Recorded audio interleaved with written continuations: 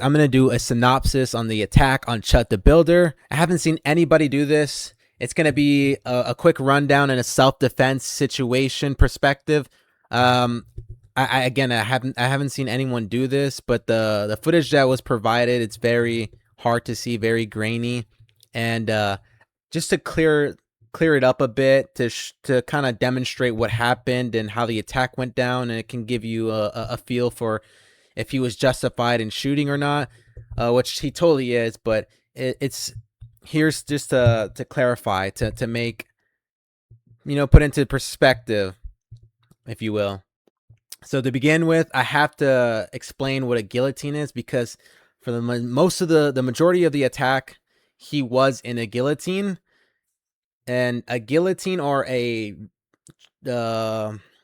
headlock is when you have one arm around the head as such, and you can see how I'm able to move him around. Where the head goes, the body will follow, and I just completely have control over his stance, his base, and it is very dominant position, and it doesn't matter. The height does not matter at all. I can break his posture no matter what. Like, this is very bad for him. My posture straight up, his is broken. His stance is non-existent. It's very bad. And you never ever want to be in this position, because it leaves you vulnerable. There's too many factors. The only thing that you need to know is that you are not in control when you're in that position. So if you're in a headlock, it can also be very disorienting as well, especially when you're in a self-defense situation. It's life or death, really.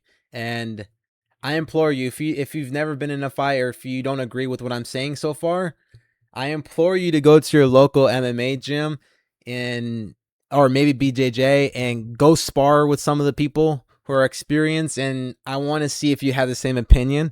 But yeah, it can be very disorienting, especially if you do not see it. If it's from behind, an attack from behind, it's very disorienting. And I'll just say that if you're ever put into that position where somebody puts you in a headlock, they have signed their life away. They have signed their death warrant. You are now in a life or death situation, because they have total control over you. And this is a technique called the rear naked choke. It is a technique that is part of the curriculum for military members when they join. So Joshua Fox, being a veteran, he would have known this technique. It is a deadly technique. It is meant to kill. Just 9 seconds of you choking somebody using this they'll go out cold. They'll go unconscious. 9 seconds on average, and a minute of doing this will kill somebody or leave permanent brain damage. Just a minute of doing that. So it's not a joke. It's a very deadly technique, and the way it's done is one arm around the head as such, and you squeeze the neck, and you can get leverage using the other arm, but you don't even need the other arm, to be honest. But that is a rear naked choke. And just any self-defense situation that you're ever found in, you don't want to go unconscious, because you can't defend yourself if you're not operating, if you're not even conscious. So if somebody gets you in a rear naked choke or a sleeper hold or wherever, a headlock or a guillotine, you cannot afford to go unconscious, because they can beat you up. They can get their friends to jump you. They can stab you. They can rob you. They can kidnap you. They can kill you. They can do whatever they want to you when you're unconscious. So you never ever want to be put to sleep like that. And the way that it works is there's 2 arteries on the side of your neck called the carotid artery. And what you're trying to do essentially is you're trying to squeeze those arteries together, like so, with your arm, like a V, using it like a scissors, and you're squeezing and squeezing until the neck is cranked and there's no blood flow going to the brain. And with that means there's no oxygen going to the brain. So it's a very dangerous technique.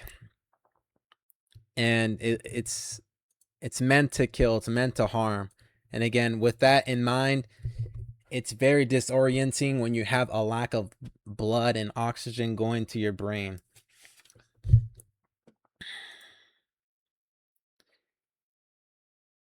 And again, there's just so many variables that could happen. It's when you get put in a headlock.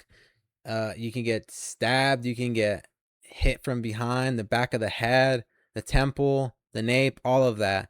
And then I'm gonna go into the reenactment now, and it starts off with the video. At least starts off with Joshua Fox putting Dalton into a headlock, and Dalton is in this position. He is in this position, and he will fight in this position for the rest of the video until he is pulled off by the police officers. But he is in this position, and as you can see, this is just a horrible position to be in. Like, his view is the floor. He has no line of sight whatsoever. He has no dominant position whatsoever. His posture is completely broken. Well, I have a good stance over this guy, and it leaves you with no means of really defending yourself if you can't see what's going on. And again, wherever the head goes, the body will follow. There's so many things you can do with this. You can grab, look, I have so much reach. You can grab the leg while he can barely even touch your leg, probably get the knee, but I have a good line of view of what's going on as compared to him, Dalton, Chud the Builder. So Joshua Fox was in this position, and again, he can, from this position, you can do pretty much anything. You have a free arm, you can strike, you can hit, you can grab your weapon, you can do all of that. So it's not a position you want to be in. So then here I'm actually going to start the reenactment. So Joshua Fox struck Chud the Builder in the headlock 3 times, whether it was in the head or the body. It's probably in the body, the head for sure. He hits him 3 times, and Chud starts to fight it, and it ends up on the ground, but not all the way on the ground. They were on their knees for a while. So Joshua Fox was on his knees, and so was Chud, and he still had the headlock, and they were fighting until Chud Dalton managed to push Joshua Fox onto the ground, and he ended on top just like that. And Joshua Fox still had the headlock. He still had the guillotine. He wasn't letting go, but Dalton managed to break free from it. In the video, you can see his head pop out of the guillotine, and just as he does that, the cops pull him off, and that's pretty much the end of that, the whole fight from there. But you never ever want to be on the ground. There's just too many variables when you're on the ground. Even ending on top, it's just, there's too much that could happen. His line of sight is very bad. He has no means of really seeing what's going on.